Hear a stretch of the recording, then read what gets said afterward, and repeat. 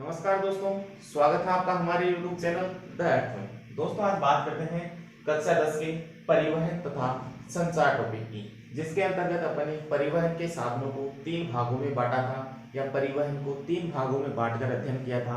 स्थल परिवहन, जल परिवहन तथा वायु परिवहन। स्थल परिवहन को अपन ने तीन भागों में बांटा था, सड़क मार्ग या रेल मार्ग और पाइपलाइन। आज अपन बात करते हैं रेल परिवहन के बारे में, रेल मार्गों के बारे में। रेल परिवहन।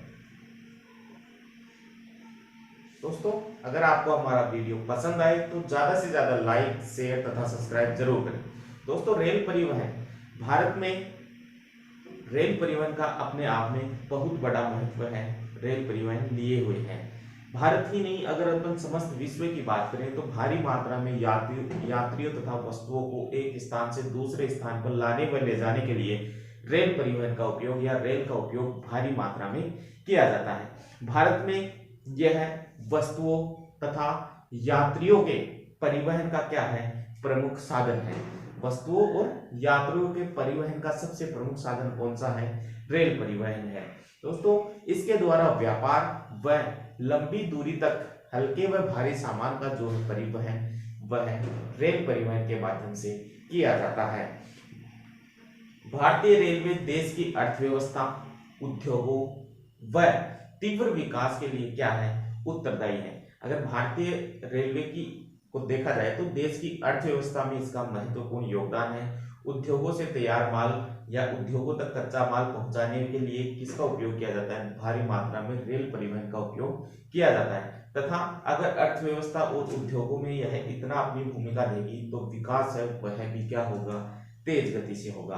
तो भारतीय रेलवे की देश की अर्थव्यवस्था, उद्योग और तीव्र विकास तीनों के लिए क्या होता है? उत्तरदायी होता है। अगर बात करें कि भारत में रेलवे का प्रारंभ कब हुआ, तो भारत के अंदर जो पहली रेल है, भारत के अंदर पहली रेल की अगर अपन बात करें तो पहली रेल चली थी 22 दिसंबर 1851। 22 दिसंबर 1851 में भारतीय रेल को चलाया गया। लेकिन प्रमुख रूप से अपन मानते हैं कि रेल चली थी 18 अप्रैल 1853 से। 18 अप्रैल 1853 से जो वास्तविक जो रेल की शुरुआत है वह मानी जाती है 18 अप्रैल 1853 के दिन मुंबई से थाने के बीच, महाराष्ट्र में मुंबई से थाने के बीच यह रेल चलाई गई। मुंबई से थाने के बीच लगभग 34 किलोमीटर की दूरी में यह रेल चलाई गई थी। कब? 18 अप्रैल 1853 को मुंबई से थाने के बीच 34 किलोमीटर की लंबाई तक यह या दूरी तक यह ट्रेन चलाई गई थी। अब बात करें फिर इसके बाद 1951 तक आते आते भारतीय रेल का क्या कर दिया गया? राष्ट्रीयकरण कर दिया गया।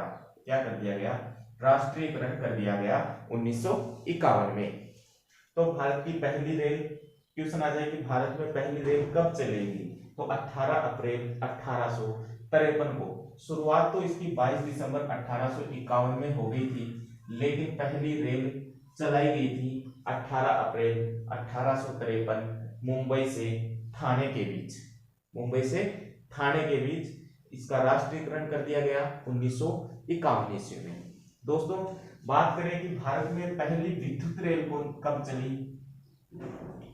भारत में पहली विद्युत रेल की बात करें तो विद्युत रेल चलाई गई 1929 ईस्वी में। कब चलाई गई थी?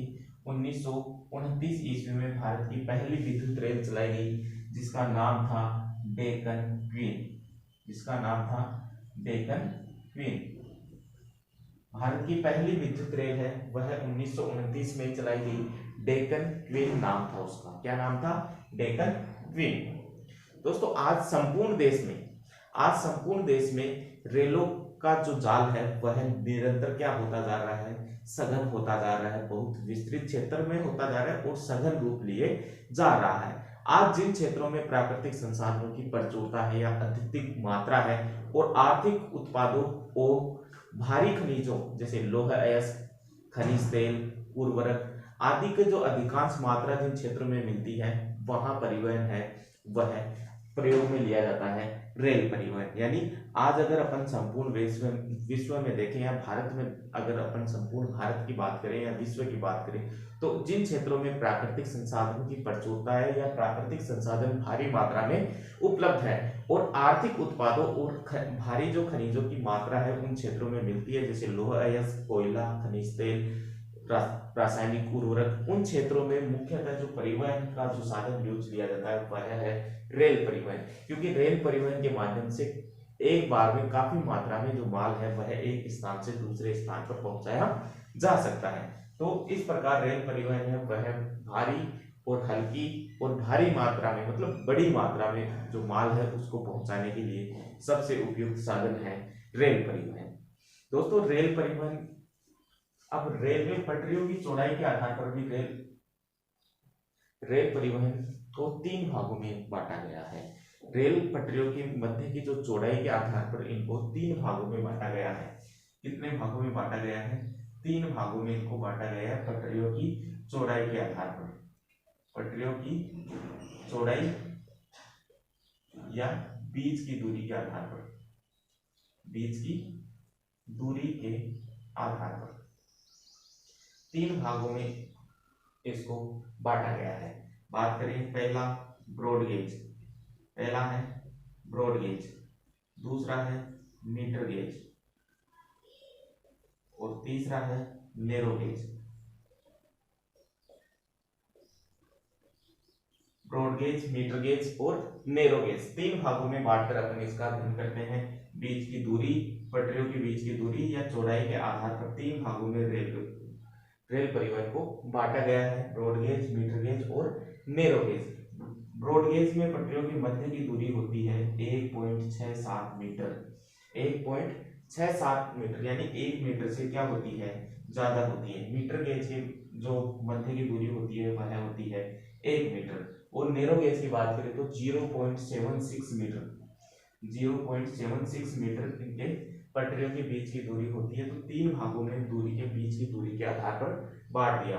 दोस्तों एक चौथा प्रकार भी आजकल वर्तमान में देखने को मिल गया है, जो मेट्रो ट्रेन संचालित की गई है। इन मेट्रो ट्रेन के संचालित करने की जो पटरियों की मध्य की दूरी है वह न तो ब्रॉड गेज के समान है, न मीटर गेज के समान है, न ही नैरो गेज के समान है। एक चौथी ही दूरी लाई गई है 1.43 मीटर, जिसे मानक या स्टैंडर्ड लाइन कहते हैं, जिसे मानक या स्टैंडर्ड लाइन कहते हैं। क्या कहते हैं? मानक या स्टैंडर्ड लाइन, जो मेट्रो के संचालन में काम में ली जाती है। मेट्रो रेल है उनके संचालन में यह दूरी काम में ली जाती है, क्योंकि मेट्रो की पटरियों के बीच की दूरी 1.43 मीटर के करीब पाई जाती है, जो केवल और केवल मेट्रो संचालन में प्रयुक्त है।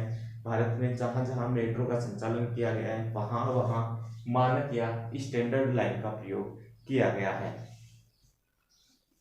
दोस्तों इसके बाद बात करें तो एक समान रेलवे लाइन परियोजना का प्रारंभ भी किया गया है। यानी वर्तमान में एक समान रेलवे लाइन परियोजना, मतलब रेलवे लाइनों की जो मध्य की दूरी है वह सभी को क्या किया जा रहा है, एक समान बनाया जा रहा है। क्योंकि मीटर गेज है, नैरो गेज है, ब्रॉड गेज है, इन तीनों के लिए अलग अलग लाइनों की व्यवस्था करने की बजाय एक समान रेलवे लाइन बनाने की परियोजना का विकास 1992 में प्रारंभ किया गया।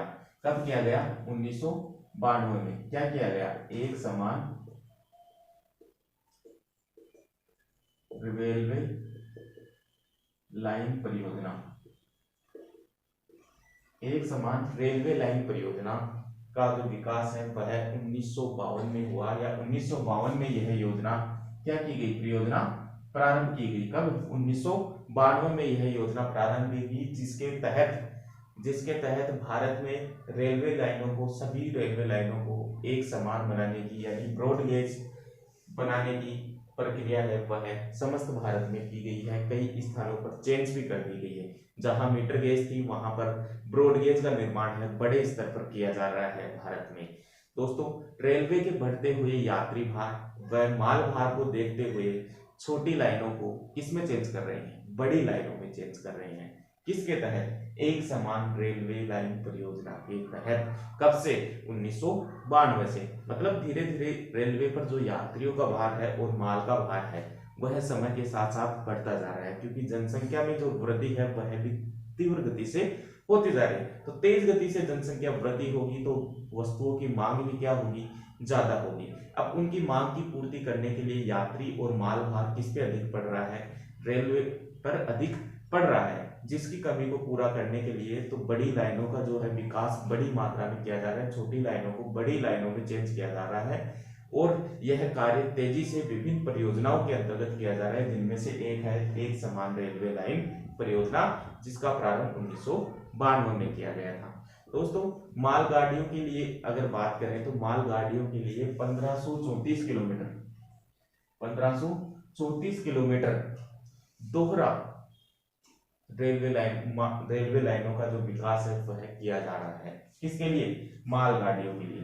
केवल और केवल मालगाड़ियों के लिए 1534 किलोमीटर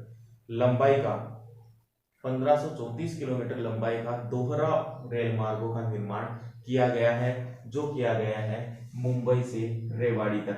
कहां तक किया गया है? मुंबई से रेवाड़ी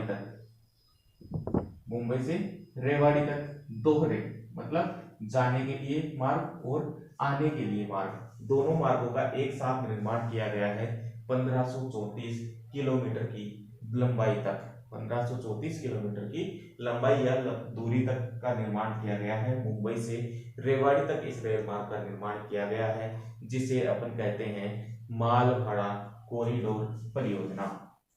कौन सी? माल भाड़ा कॉरिडोर परियोजना। माल भाड़ा कॉरिडोर परियोजना के तहत 1534 किलोमीटर लंबाई तक दोहरे रेल मार्गों का विकास किया गया है मुंबई से रेवाड़ी तक, जिसमें सिर्फ किसकी सुविधा दी गई है? इस माल भाड़ा कॉरिडोर परियोजना के तहत सिर्फ कंटेनर सुविधा दी गई है कि इन रेल मार्गों पर कंटेनर ही चलेंगे, मतलब माल को लाया और ले जाया जाएगा। तो कंटेनर की जो परिवहन की सुविधा है वह माल भाड़ा कॉरिडोर परियोजना क्या करती है? पूर्ण करती है। इसके तहत कितने किलोमीटर? 1534 किलोमीटर तक दोहरा रेल मार्गों का विकास किया गया है मुंबई से रेवाड़ी तक। आगे बात करें दोस्तों तो राजस्थान में रेल मार्गों का जो कुल भाग है, राजस्थान के संदर्भ में बात कर रहे हैं। किसके संदर्भ में? राजस्थान के संदर्भ में अगर बात करते हैं तो राजस्थान में रेल मार्गों का कुल, यानी देश के कुल रेल मार्गों का 11% है वह राजस्थान वहन करता है।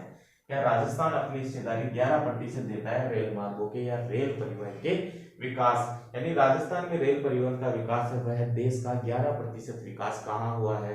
राजस्थान में हुआ है। दोस्तों राजस्थान में मार्च 2011 की अगर बात करें अपन, मार्च 2011 की अगर अपन बात करते हैं तो मार्च 2011 में रेल मार्गों की कुल लंबाई थी 5784 किलोमीटर। 5784 किलोमीटर लंबाई तक राजस्थान में रेल मार्गों का विकास है वह किया जा चुका था। कब? 2011 के मार्च माह तक 5784 किलोमीटर तक का जो निर्माण है रेल मार्गों का वह भारत में किया जा चुका था, जो देश का कितना प्रतिशत है? 9.4% है। अपन ने बात की 11% टोटल है राजस्थान में, लेकिन अगर मार्च 2011 की बात करें तो 9.4% जो विकास है वह रेल मार्गों का हो चुका था। कब? 2011 के मार्च माह तक 9.4% रेल मार्गों का विकास है राजस्थान में किया जा चुका था। अगर बात करें कि इस 5784 में ब्रॉडगेज का हिस्सा कितना है? ब्रॉडगेज का हिस्सा कितना है? तो ब्रॉडगेज का है 68.37% जो रेलवे लाइन है वह ब्रॉडगेज की है। मीटर गेज की बात करें तो 30.10% मीटर गेज। कौन सी लाइन है? Metre gauge. और बात करें नैरो गेज की तो नैरो गेज है 1.53%। 1.53% कौन सी है? Narrow gauge. तो दोस्तों राजस्थान की अगर अपन बात करें तो राजस्थान में रेल मार्गों का, देश के रेल मार्गों का 11% रेल मार्ग है वह राजस्थान में निर्मित किए गए हैं। मार्च 2011 तक 5784 किलोमीटर की लंबाई तक रेल मार्गों का विकास राजस्थान में हो चुका था। जो देश के कुल रेल मार्गों का 9.4% था। अगर ब्रॉडगेज की बात करें तो इस 5,784 में 68.37% ब्रॉडगेज, 30.10% मीटर गेज तथा 1.53% है वह नैरो गेज थी। तो दोस्तों यह है रेल परिवहन। अगर बात करें भारत के संदर्भ में मुख्य मुख्य बिंदुओं की, तो रेल परिवहन पहली ट्रेन है वह 18 अप्रैल 1853 को मुंबई से ठाणे के बीच 34 किलोमीटर की दूरी में चलाई गई थी। पहली विद्युत रेल की बात करें तो 1929 में चलाई गई, नाम क्या था, डेक्कन क्वीन। अगर बात करें कि एक समान रेलवे परियोजना का विकास या प्रारंभ कब से किया गया, तो 1992 से किया गया। माल भाड़ा कॉरिडोर परियोजना क्या है, तो माल भाड़ा कॉरिडोर परियोजना के अंतर्गत कंटेनर की सुविधा है वह प्रदान की गई थी। इस परियोजना के तहत 1534 किलोमीटर दूरी तक क्या किया गया, रेलवे का विकास किया गया, जिसमें दोहरे रेल मार्गों का विकास किया गया था जो मुंबई से रेवाड़ी तक जाती है और केवल कंटेनर सुविधा इसके दौरान दी गई थी। फिर बात करें कि रेलवे पटरियों की चौड़ाई के आधार पर रेल परिवहन को 3 भागों में बांटा गया है, ब्रॉड गेज, मिड गेज और नैरो गेज। ब्रॉड गेज की में पटरियों की मध्य की दूरी होती है 1.67 मीटर, मीटर गेज में 1 मीटर और नैरो गेज में होती है 0.76 मीटर। अगर बात करें कि एक स्टैंडर्ड और मानक लाइन का भी अपन अध्ययन करते हैं, स्टैंडर्ड या मानक लाइन का जो उपयोग है वह मेट्रो के संचालन में मुख्य रूप से किया जाता है। मेट्रो ट्रेनों की पटरियों के बीच की दूरी होती है 1.43 मीटर, 1.43 मीटर जो मानक या स्टैंडर्ड लाइन कहलाती है। उसके बाद अपन ने बात की कि राजस्थान में रेलवे का विकास है वह 11% रेलवे का विकास हुआ है। मार्च 2011 की बात करें तो 5,784 किलोमीटर की लंबाई तक क्या कर दिया गया है, रेल मार्गों का विकास राजस्थान में हो चुका था, जिनमें जो देश की कुल रेल मार्गों का 9.4% था। अगर बात करें इनमें तो broad gauge, narrow gauge, metre gauge, इन सब का अलग अलग प्रतिशत के बारे में अपन ने बात की। तो इस प्रकार अपना जो रेल परिवहन है वह कंप्लीट होता है। उम्मीद करता हूं दोस्तों आपको हमारा वीडियो पसंद आया होगा। अगर आपको हमारा वीडियो पसंद आए तो ज्यादा से ज्यादा लाइक, शेयर तथा सब्सक्राइब जरूर करें। धन्यवाद। जय हिंद, जय भारत।